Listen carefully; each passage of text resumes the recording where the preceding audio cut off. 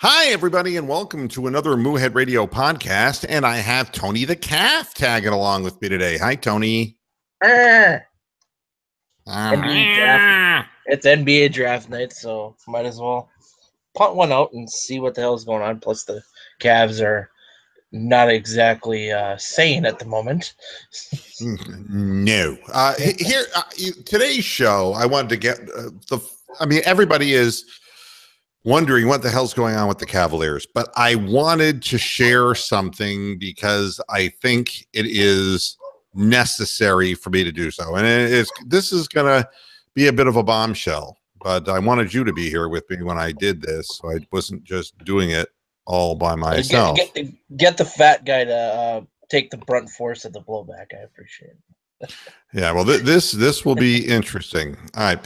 You remember the Lenny the Cow story? Yeah, about Dan Gilbert. Wasn't it about Dan Gilbert?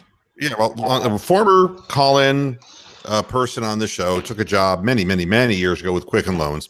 Yep. And when he was done, before I'd given him a reference for the job because he had been so good as far as helping out with Moohead Radio. So I gave him a reference, and he showed that reference. And when he got the job, he was forced to sign a disclaimer saying that he would no longer have any communication with anybody at Moohead Radio. Right. Now, yep. You remember the story. And I thought to myself, boy, I mean, that takes a very little man, and I don't mean literally, I mean figuratively and literally, to, a program that had 20 viewers. Well, why in the world would you make somebody sign a document to that effect? All these years have gone by, and of course, in the interim period, the crazy drunken letter that was written when LeBron left the team, and now we have the latest thing with David Griffin, which I'll talk about in just a minute. But what I wanted to share was a correspondence from a front office employee of the Cavaliers who will remain nameless. Oh, yes. Mr. Moohead does have contacts. I don't often go out of my way to do this, but I want to explain to the people who take the time to listen to the podcast the truth. I am reading this, and I'm not going to tell you who it is because it is insignificant who it is. This is a person who is a front office employee, all right? This is what was written to me. Most front office employees now have two phones, Cavs issued and personal. They figured out they were being spied on. We've lost some very good people in the organization over the last few years. People would ask me, why did so-and-so leave to go there? And why did this guy leave to do that? We have the best player on the planet. We just won a title. The future is bright. What's not to like? Well, people don't like being disrespected, cursed at, spied on, shit on, etc. People don't like non-basketball guys acting like they know more than the basketball guys. In summary, our owners are assholes, quote, unquote. So, in regards to the David Griffin thing, when David Griffin was first hired by the Cleveland Cavaliers and was a newbie, he definitely overstated his own significance and alienated a number of people in the Cleveland press because he came off as a know-it-all when all he had been was a lackey for the Phoenix Suns. Now, in the intervening time, he's done some really good things for the Cleveland Cavaliers. He's also done some things that make you shake your head. But when you win a championship, all bets are off. I mean, at that point, you're like a god, especially in Cleveland, where we just don't win championships.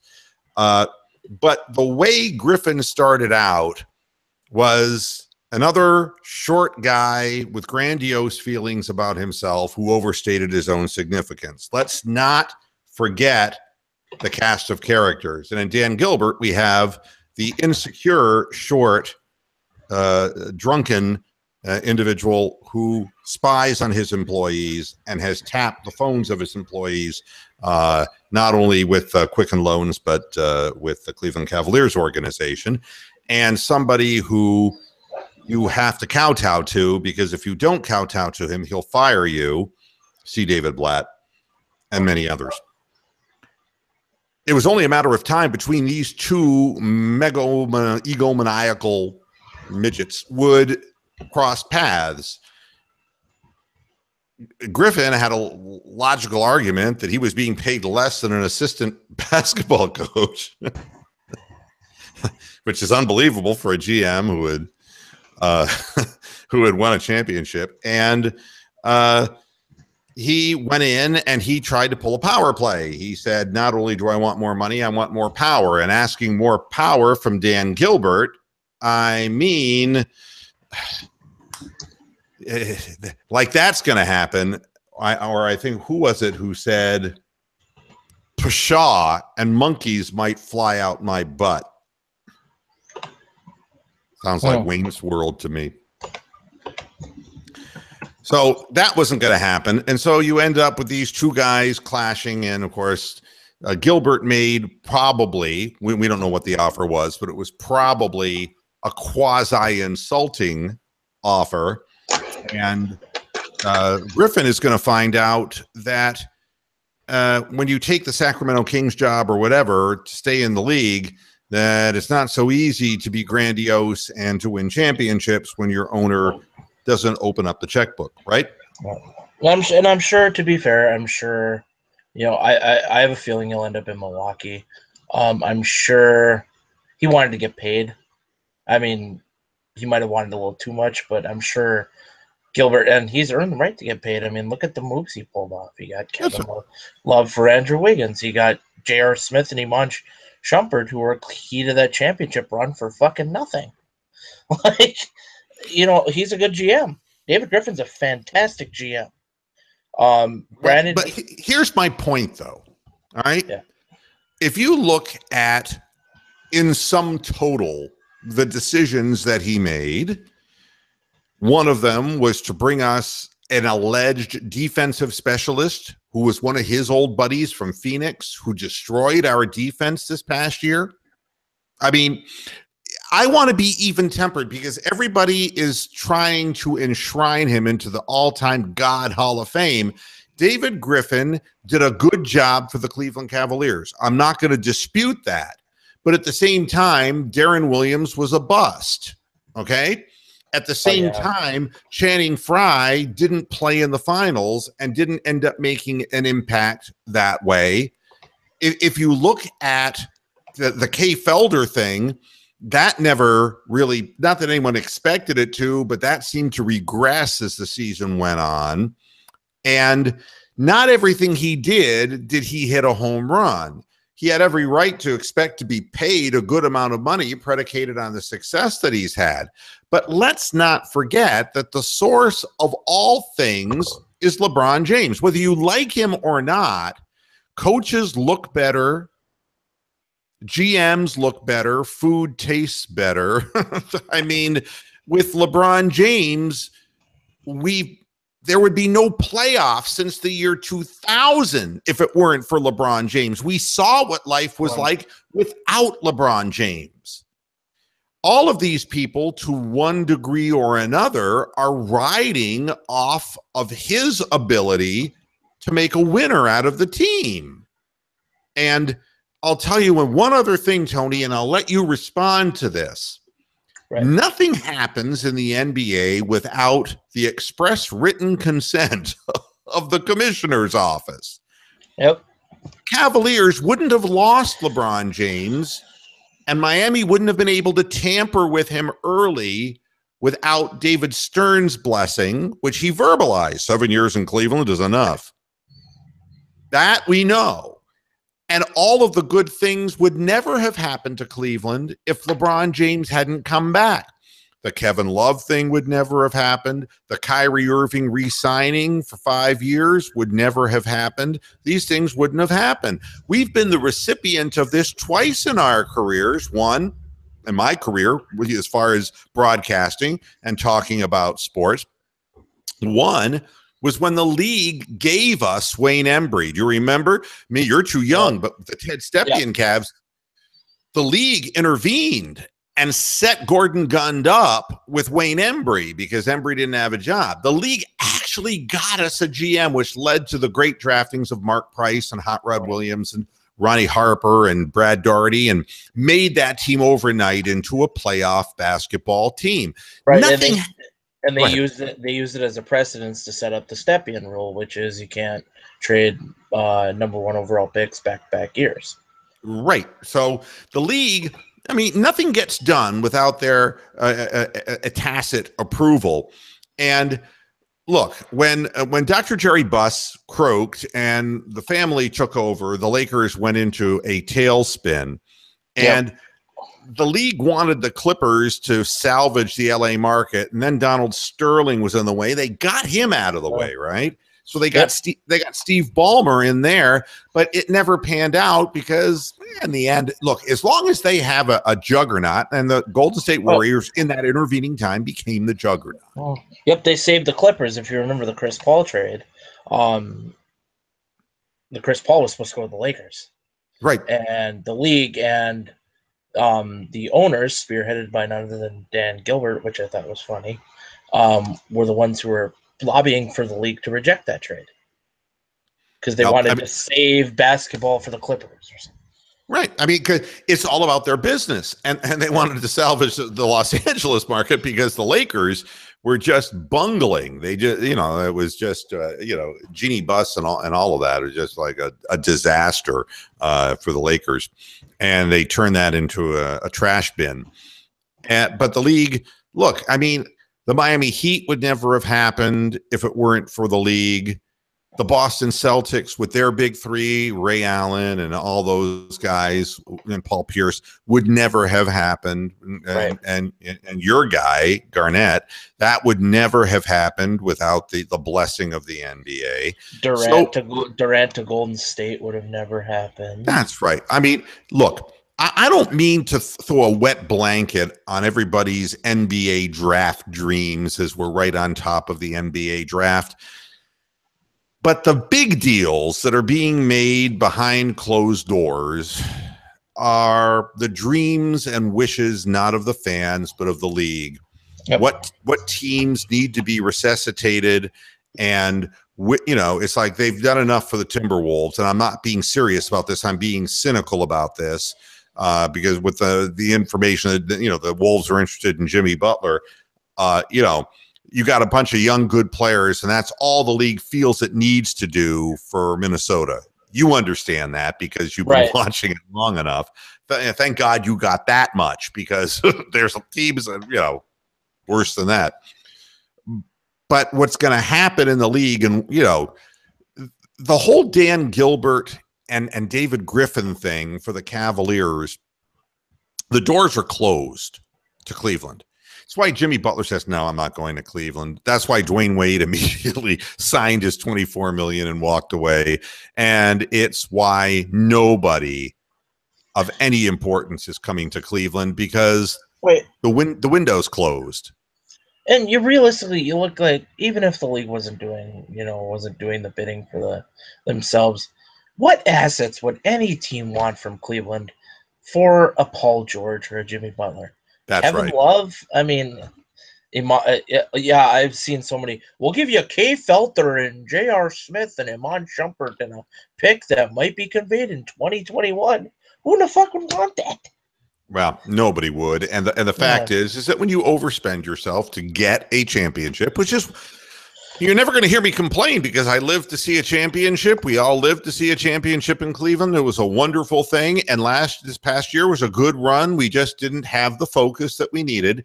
To be very honest with you, I don't think there's as much difference between the Cavaliers and the Warriors as the national media presupposes. I think that if the Cavaliers had been focused, that we might have had a 7-game series again. Seriously, it would have been that competitive. The Cavaliers came out sleepwalking, and when you do that against a team as good as Golden State, you saw what happens. You just can't go to sleep on them. But in the end, we're not getting Paul George. We're not getting any of them. And whether it was Griffin or not, let's make this perfectly, eminently clear that Griff wouldn't have been able to pull it off because the league is saying, enough of this, we have to move on. LeBron's been in the finals 7 consecutive years. The league has to prepare for life after LeBron. Right. And they got to build their new dynasties, their new young players, their new superpowers, and all of that. That's the way it works. Here's the worst thing about the Dan Gilbert, David Griffin fallout. And this is not to create hysteria, but to state facts, which I think are important. David Griffin, whether you think he was a good GM or not, served a very critical purpose. Because one thing I can tell you is that he was not a lackey. All right.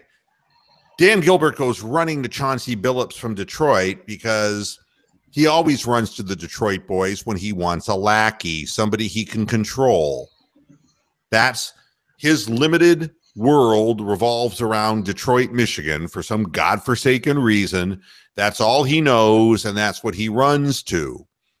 The problem is, if he accepts the job, which he's still, wallowing around, I don't think anybody really wants to walk into the Cleveland GM job after so many people have been tempestuously let go by Gilbert. Right. But if he accepts the position, he's going to be in no position to argue with Dan Gilbert. If he wants to get in a management level situation in Cleveland, he is beholden to Dan Gilbert. So I'm going to ask you a simple question, Tony. Right. Who is the buffer now, if David Griffin was before, between Dan Gilbert and LeBron James? Who's the buffer? Nobody. Unless you want to consider Maverick Carter or who's his other agent? It's Maverick Carter, and doesn't he have another agent or something like that? Oh, well, that whole LRMR group. Yeah. And we all see LeBron James, and they put the letter aside, but based on everything that's being reported, they don't talk to each other.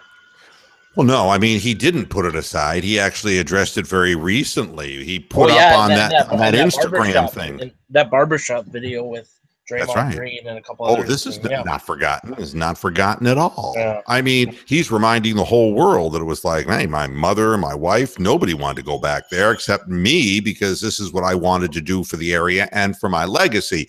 And he was very upfront about the fact that he thought that Gilbert was an asshole. But with a buffer between the two men, they can go on doing their work.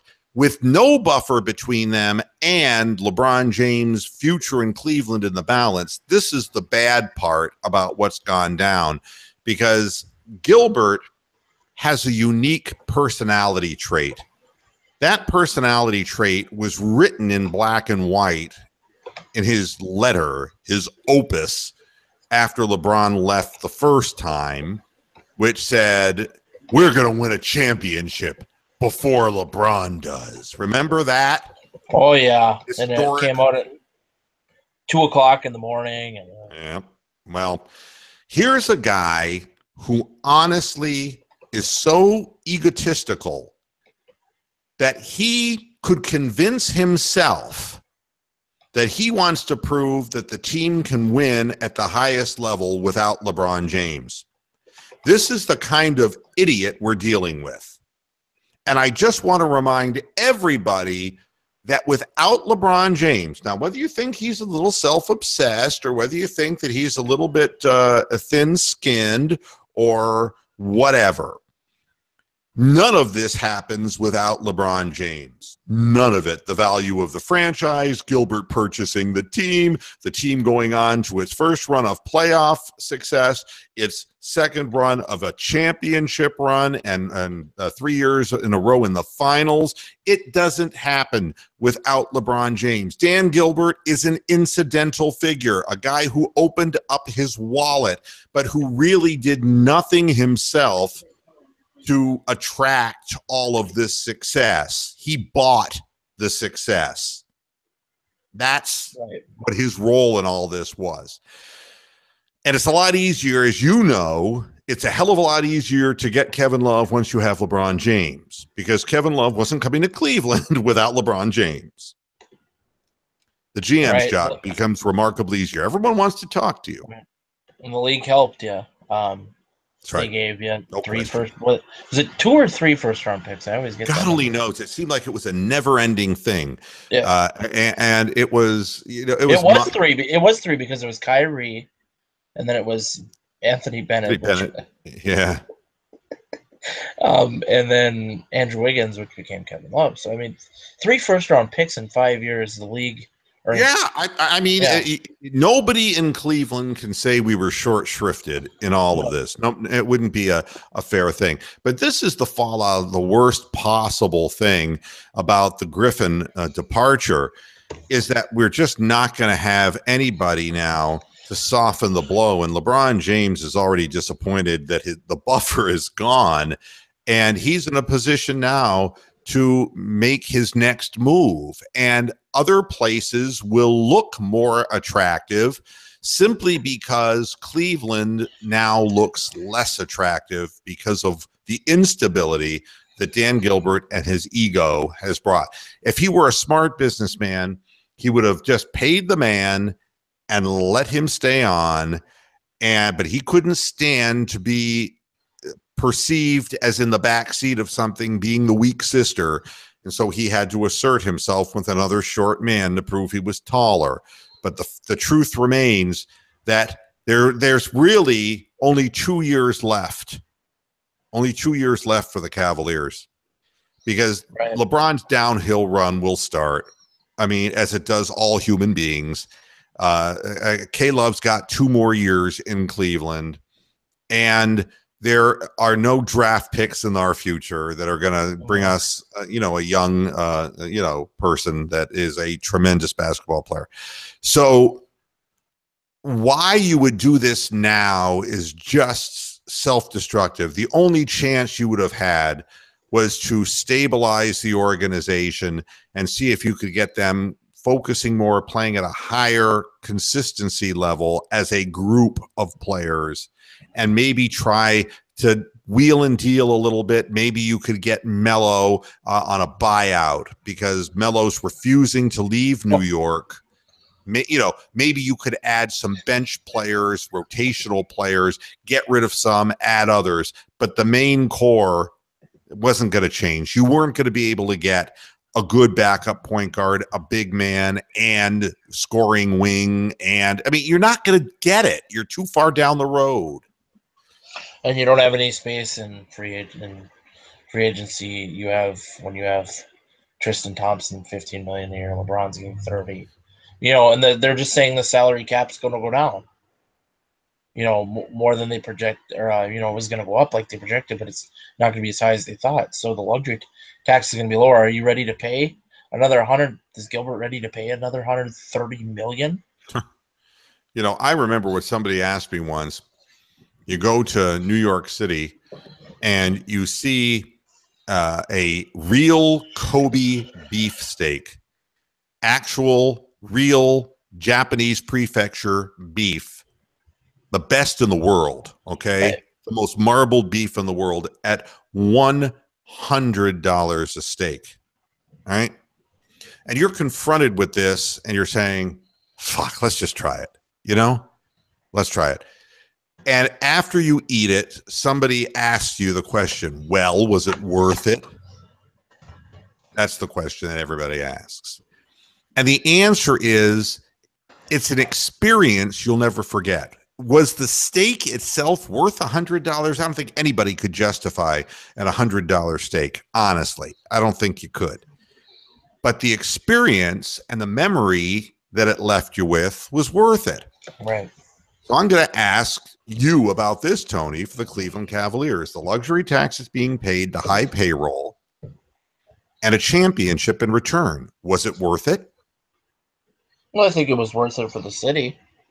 Do I think Dan Gilbert's pocketbook thinks it was worth it? Probably not. But you had to do something for the city. I mean, 50, going on 60 years of irrelevancy. Like Christ, even the Twins won a championship in '91.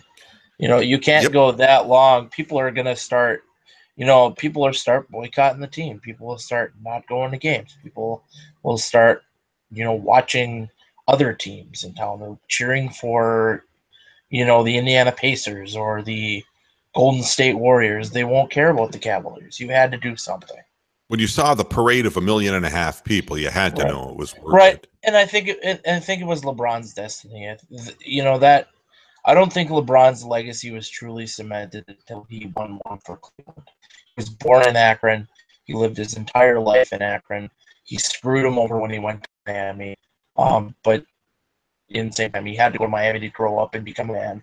I think LeBron James knew in his heart of hearts that he had to come back to Cleveland and try and win at least one championship to where he can say, I did it for you. I'm the god of Cleveland. My legacy is here. I hope you guys are happy. You know what I mean? I apologize for leaving. That's LeBron's way of saying apologize. It's, but it's worth it. I guess in the end, I say a lot of money, but it was all worth it. All right. And now it's kind of the dark side of the moon. Now we're going on the other side where there's going to be a diminishing of fortune for the organization.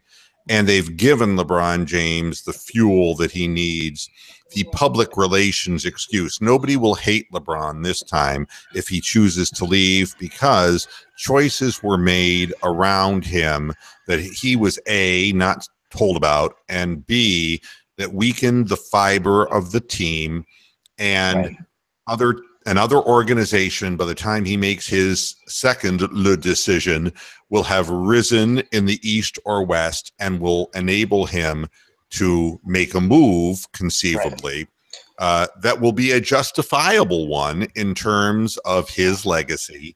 And people will not blame him for jumping off a ship that has sprung a leak. Right. Now, I truly don't think LeBron James knew that David Griffin was being let go. I know people like Sam Amico who are trying to get perks with the organization, and Lipstick Joe Barton. They put out fluff pieces saying LeBron James knew that this was going to happen. I don't think LeBron James knew for a single second that Dan Gilbert was going to get rid of David Griffin. I don't think Dan Gilbert informed LeBron James on anything past acquiring Kevin Love. No, there is the interest in Kevin Love, and I've spoken to people. Right. Again, it has been virtually non-existent. Right. At least I shouldn't say non-existent. For what the Cavs need and want return. What they want to desire. Yeah. Nobody's going to give you Paul George for Kevin Love, and nobody's going to take, unless you want to give up that Osman guy that everybody's hyping up from Europe and the rest of your picks until 2057. Nobody wants that. Nobody. Well, no,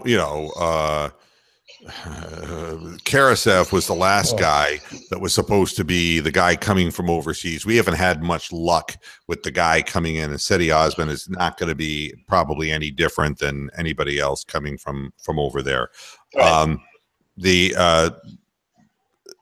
Again, buyer seller market, and the world now sees the Cavaliers going rapidly. Right. And it turns quick. The worm turns quick from being a buyer to being a seller. And now the feeling is, geez, Gilbert didn't want to shell out the coin for Griffin. He's not going to shell out more coin to keep together something. Right. Realistically, with the disenchantment that LeBron has already with Dan Gilbert, the only advantage that Cleveland will have is that they might be able to make a deal for LeBron if it comes to that and get something in return, which they couldn't do last time. But honestly, LeBron James ain't going to let Dan Gilbert know whether he's staying or leaving, because there's no incentive. They don't like each other, folks. Right. It puts that organizations in a bad way, and this set off a chain of events that you're really, and I'm not saying LeBron wouldn't have left anyway. I don't know that, but I do know that in a no-nonsense business self-preservation sense, LeBron is as ruthless as any NBA owner. And That we know. Another thing on the Paul George, Jimmy Butler fronts, you got to realize if you're a Cavs fan, these teams like Indiana and Chicago, they want something they can look for a future in return. They're not going to say, "Oh, Kevin Love is part of our long-term future." He's not. He's not a player like, for example, a Zach LaVine and Andrew Wiggins, a Karl Anthony Towns, some young guy who can develop into something, and draft picks who they can pick young guys to build a new nucleus on. You're not going to build a nucleus around Kevin Love. Kevin Love is not a single superstar anymore. He is a great complementary piece. Yeah, and look at what's happening to San Antonio. They offered LaMarcus Aldridge, and nobody would give up a high draft pick for LaMarcus Aldridge. Right. I mean, and that's a very similar situation to Kevin Love. LaMarcus Aldridge is a guy who's 6'11", who can score the basketball, has a mid-range game, and trying to develop more of a three-point game. And he was an abysmal disappointment in the playoffs. He disappeared when they needed him the most. He just didn't show up. Now the word is out that he's thoroughly unhappy in San Antonio. Blah, blah, blah, blah, blah, blah, blah. But, nobody's going to buy into that because Popovich uses his players well. He just didn't come up. He didn't come up large when it counted. He missed every important shot down the stretch that could have kept them in competition. He played one good game in the Game 7 against Houston, and besides maybe two good playoff games, the rest were 4 for 11 shooting performances where he disappeared, where he pulled a Harden and just disappeared. But if you can't get a top 5 pick in return for a proven commodity like LaMarcus Aldridge, the Cleveland Cavaliers are not going to get much for a Kevin Love. That's the way it is. So we're seeing the end of the Spurs. It's pretty bad when you got to pay $12 million to keep a 40-year-old man, Manu Ginobili, on your team, right? Right. I mean, how sad is it that somebody's going to pay Andre Iguodala $20 million? Yep. And it's the one team that's mentioned is my team because, your team and Atlanta is being mentioned. And, it would be so Hawks-like if they did that. I mean, who wants a 37-year-old guy? But the bottom line is that in this NBA, trying to find the pieces are, the smart thing you do if you wait for buyouts. And then if you're the team destiny, the team that is being helped, you get big name buyout players who decide to come on the quasi cheap. But that isn't going to be the Cavaliers anymore. That was us. But the media is going to fuel LeBron's leaving. They're going to do that. But that insecurity and uncertainty is going to keep every free agent away from Cleveland. It was already explained to Jimmy Butler that don't go to Cleveland because if LeBron doesn't stay in Cleveland, you're going to be stuck there in a no-win situation. You don't think it was Dwayne Wade who told him that? Right. And Kyrie, if LeBron leaves, you bet your ass Kyrie's gone. Well, Kyrie's I mean, way out. Mentally, physically, every which way. The whole thing will turf and collapse again. So, but the media is going to play this up. And I'm not saying that LeBron James is definitely leaving Cleveland. But what I'm saying is that everything that Dan Gilbert has chosen to do has weakened his organization at a time when they should be trying to strengthen themselves for one more run at the prize. And he fucked up. So it's sad. Now, what are you hearing on other NBA fronts? Any other rumor things that are being floated out there? There's a rumor that the Cavs are talking Danny Green with the Spurs. Oh my God, no! Danny Green cannot even create offense. What do we want to retread with him for? Right, and then we're obviously the Knicks are shopping Kristaps Porzingis. Phil Jackson's on drugs. Supposedly, the offer on the table to the Celtics is number 3 tonight. Jaylen Brown, Jay Crowder, and then Brooklyn's first-round pick next year, which will probably be in the top 5. That's fucking insane. And Kristaps Porzingis is a pretty good player, but good player, and he's got upside. I mean, And I wouldn't give up that package for Karl Anthony Towns or Giannis, whatever his name is, not let alone Kristaps Porzingis.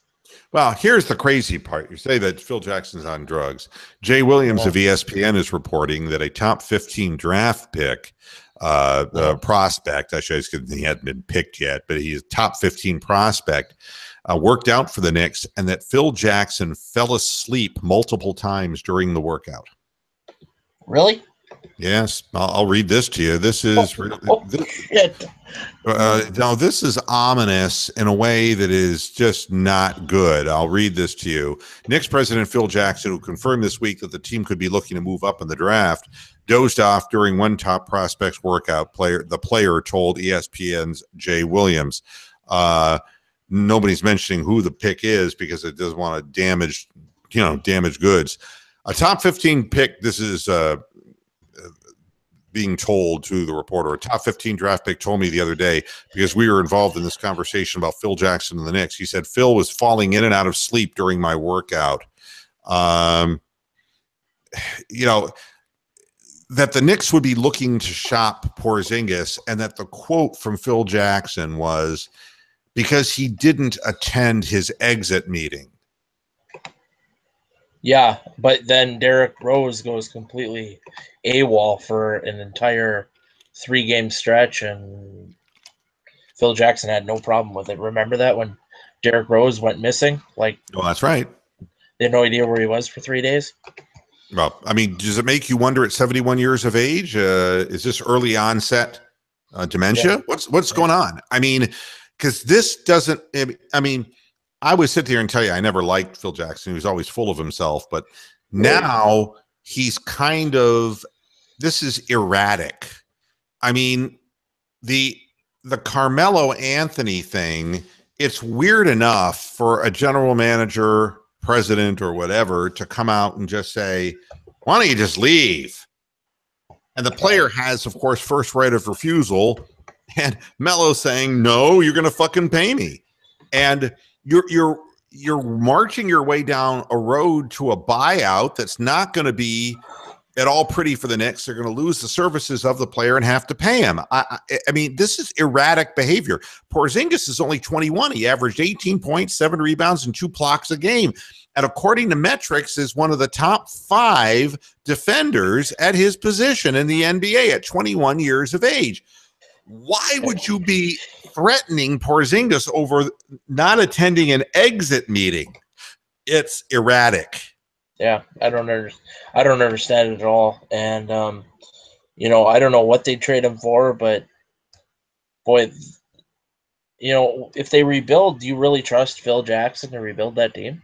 Not now. I mean, obviously, I think there's something wrong. And, I'm not going to sit there and make fun of the guy. I think there's something wrong with him. And, and there was something that was discussed that, Porzingis planted the whole, I'm on the block kind of thing, that it was Porzingis's people. There's no truth to that, because Phil came out and basically said, yes, we are taking calls on Porzingis. I mean, right. You take a look at what Phil Jackson has done since he's gotten to New York, and I mean, it's positively destructive.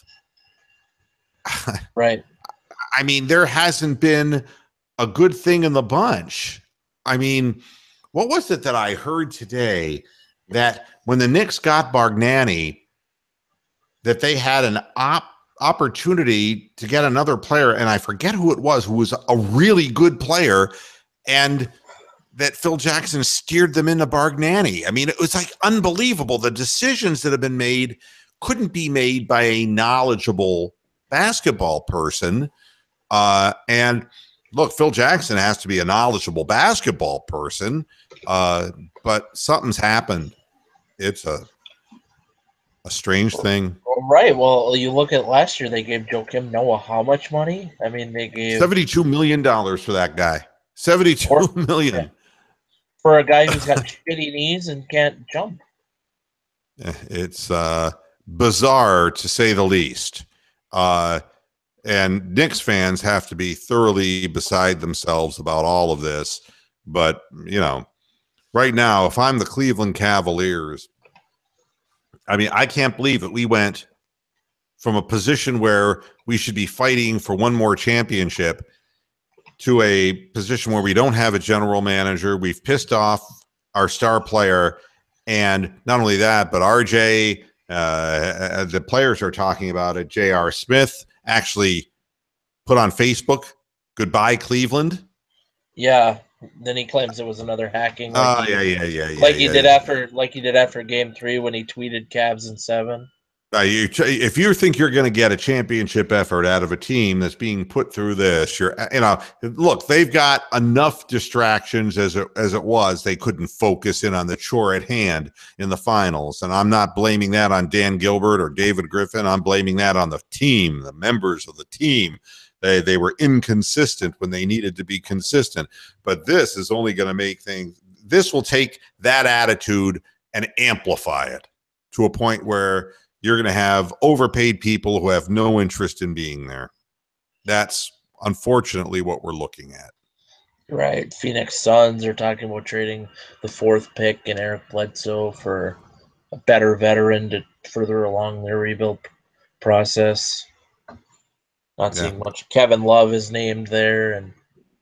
Well, I mean, Kevin Love isn't going anywhere. At this point, nobody's going anywhere unless it's a way for Dan Gilbert to lower his payroll. And if that's what this is all about, is, he's happy with the one championship and he wants to quit bleeding money, which, again, you're in the wrong business. If you're in the professional sports business, you want to win a championship, Wayne Huizenga, you decide you're going to shed all your payroll at once, and the Florida Marlins haven't been heard from since. I mean, how long ago was 97 when they beat the Indians for the championship? It's been 20 fucking years, and I don't think I've read anything about the Florida Marlins. It's crazy.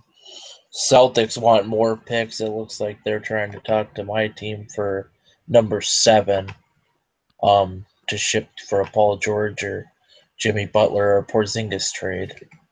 I don't know why Timberwolves would do that, but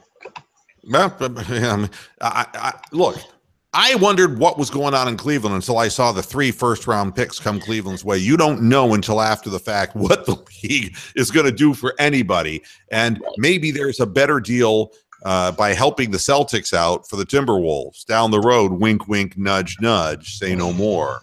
Right? Suck for another couple years and let Karl-Anthony Towns leave, and then we'll make you good.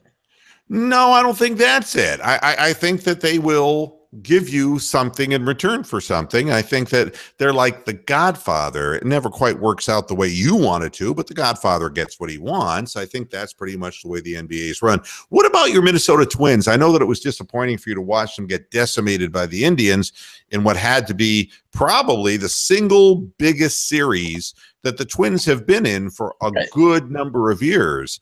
But your team, they seem to have bounced back. Yeah. They are what they are. They're not, the first place run is a nice go. It's nice to see them competing. But for long term, they weren't going to contend. They might surprise me. The bullpen is terrible. Absolutely terrible. It's one of the worst bullpens I've ever seen in my years of watching baseball.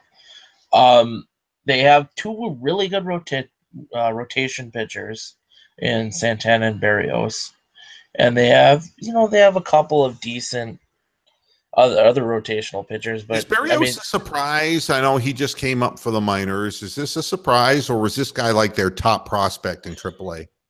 It's a little bit of both. He was the top prospect, but he's been up and down the past 2 years, and he just hasn't been able to get anything going. He would come up last year in a start, he'd give up 10 runs, and it'd be like, well, we're screwed. You know what I mean?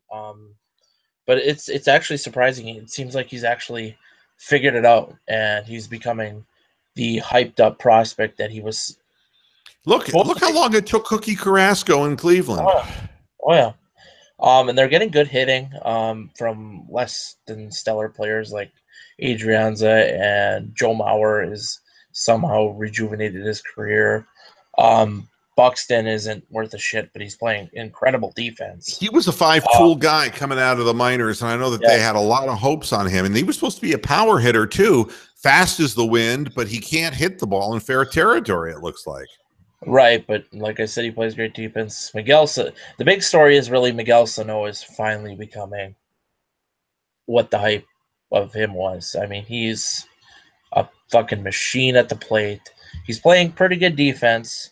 And he's just belting out homers like they're nothing. I mean, he's leading the All-Star voting for third baseman, which is really good. And they go as far as Miguel Sano goes, and as far as the pitching goes. I think if any of those two falter, they'll be done. Well, you have, if I'm correct, and I try to keep an eye out, kind of a peripheral eye on this, is that Perkins, who was your closer, has been hurt all year.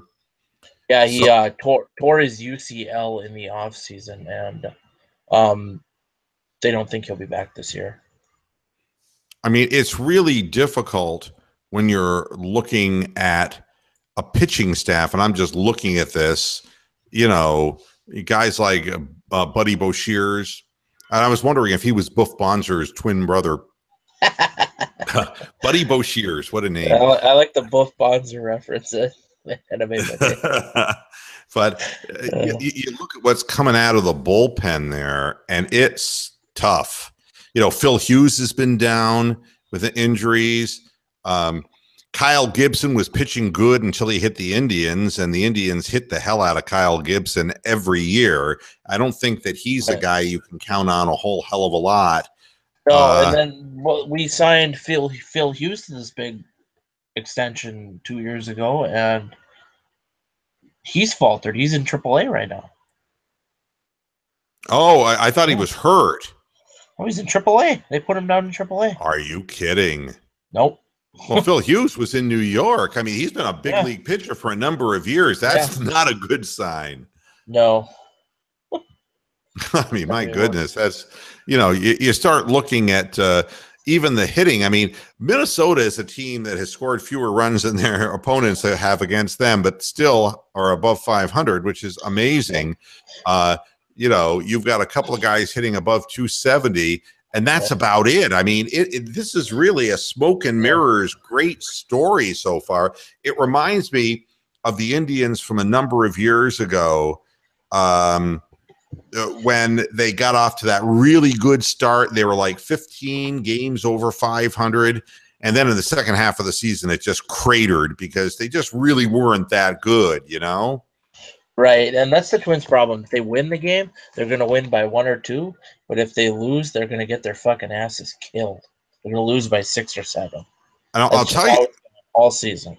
What I've looked at the last couple of days is with the Indians losing a game they shouldn't have lost 2 nights ago to the Orioles. Boy, the Orioles are a lousy baseball team. Yeah, they used to be like really good. Well, they got some tremendous hitters. Don't get me wrong. It isn't like I'm not belittling them. When you look at the guys that they have, Jonathan Scopes having a great season. Manny Machado is really a good hitter. Trey Mancini has gotten off to a good start. Adam Jones is a fine baseball player. Trumbo led the league in home runs with 47 last year. They can definitely score the baseball, but they are one of the worst fielding teams that I have taken a look at. I mean, they've played ragged ball against the Indians, and they're pitching. They're in a park that is not an easy, it's a hitter's park to be sure, Camden Yards. But man, some of these pitchers, they can't throw strikes. They come in out of the bullpen. I mean, when the guy you're resting your hopes on is Dylan Bundy, out of your starting pitching, where are there? Nobody's believing in Ubaldo Jimenez. Kevin Gausman, who we saw pitched really well for like 3-4 innings and then got hit in 1 inning, and that was enough to do them in. who was the other guy who was, Chris Tillman. Whoa, he's terrible this year. I mean, he's walked 22 men in 39 innings. He couldn't throw strikes, man. He was horrible. Right. So there are some bad teams in the big leagues, and Baltimore is one of them. Tonight, the Indians have Clevenger pitching, so maybe the Orioles will be able to get to him. But we've feasted at the expense of Baltimore pitching, and Jose Ramirez and the Parrot's been taken out for a walk a number of times against the Orioles. Everybody's fattening up against that team. So the Indians haven't pulled away, though. They should be pulling away in the Central, and they're not doing it. Yeah, the Twins are keeping close, I guess. I don't know. I think it would have been nice if we would have been able to at least split the series with you guys on Saturday, but we got another one coming up, so hopefully. Well, what's interesting is the Twins are 20-9 on the road, which is really incredible. We're a really good road team or a terrible home team. But so are the Indians. The Indians are 15-17 at home, but 23-15 on the road. It's a real inverted kind of season. The Tigers are only 500 at home and below on the road. The White Sox are a little above 500 at home, but dismal on the road. The Royals are a little over 500 at home. So nobody in the Central, has a really good dominant home record. It's a very strange way, and it's still anybody's race. And the Indians need to get serious. And the problem with Cleveland is that they're starting pitching.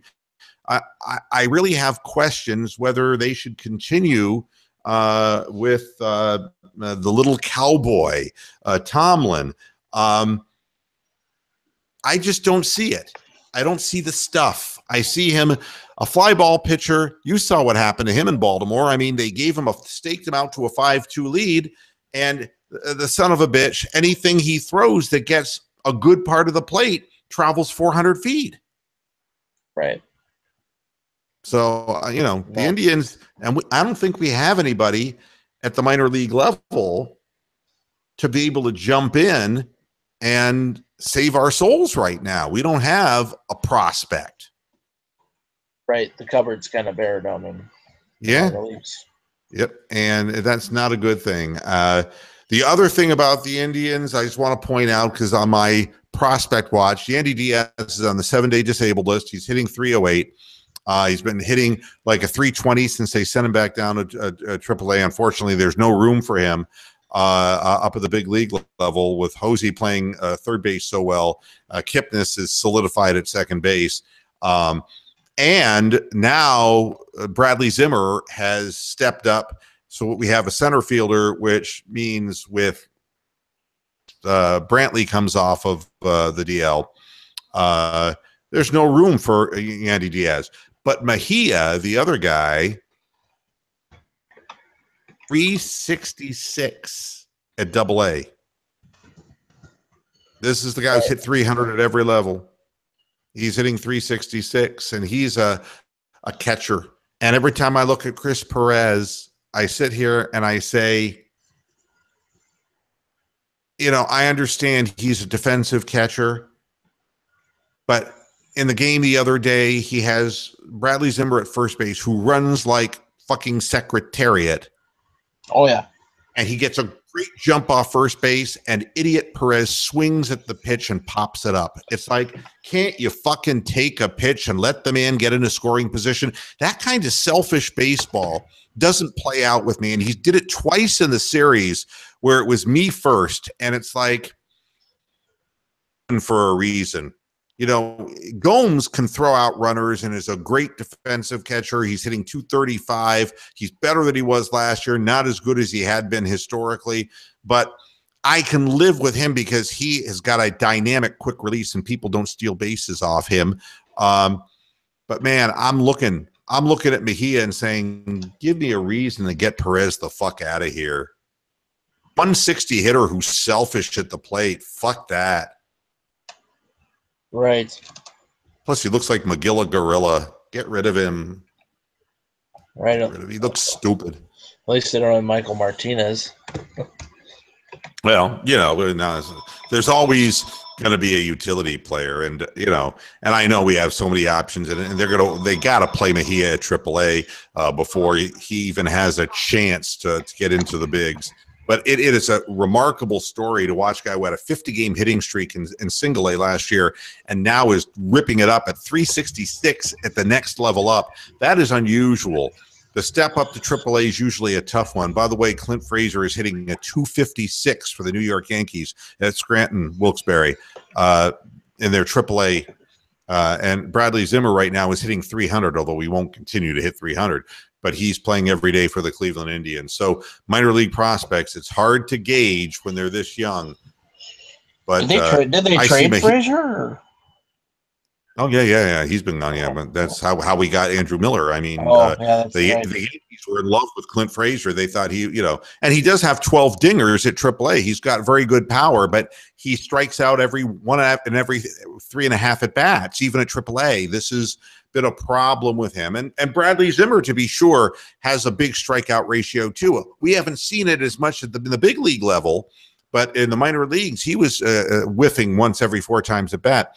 But he has speed. You see, the difference is he's a 5-tool guy. He's got a good arm. He's got tremendous range in center field. He steals bases, and he hits for power. So, all right, so if he's not the greatest average hitter in the world, Frazier does not have speed, does not have great defensive prowess. He is a guy who can hit the ball a long way, but he has the markings of a Russell Branyan, all-or-nothing guy. Right. So Mejia, I just love guys who are contact hitters. I looked at how often he strikes out, and he's only striking out like 1 every 7 or 8 times at bat. Mejia is a contact guy. He's hit 8 home runs. He's not a big power guy, but he's a guy who hits a lot of 2-baggers. He's a guy who makes contact, and he hits for average. He needs to work on the defensive part of the game, to be sure. But we've got some people in our organization, including Sandy Alomar, who could help him become a better defensive catcher. I want to see this kid move up to AAA. By the end of the year, I'd like to see whether he can, like this, anywhere near this at the AAA level. It's just like Jose Ramirez. Jose Ramirez was a great minor league hitter. And he wasn't on anybody's radar, and he was hitting 300 at single A, 300 at double A. He was a sensation at AAA and got moved up quickly. And he had that really nice start, and then he had that second year that was just killed him and sent him back down to the minor leagues. But since then, man, he never stopped hitting. But when guys do that, man, when the guys can hit 300 at every level, it's like Victor Martinez was with the Indians. That's what Mejia looks like. Not a big power guy, but a guy who really drives the ball and just barrels the ball up. Right. So. All right. Well, this is we'll all watch the draft tonight and kind of look at our screens and wonder what in the hell's happening next. And I'm sure we'll have more to talk about as the week comes to its conclusion. All righty, Moon. See you Monday. Hey, thanks, Tony, for jumping in. I appreciate it, Chief. All righty, Ben. Bye-bye. And thanks to you, the viewers, for tuning in to this Moohead Radio podcast. Back again when there's more news to report. Until then, hasta la vista, Pastor Heads. Good night.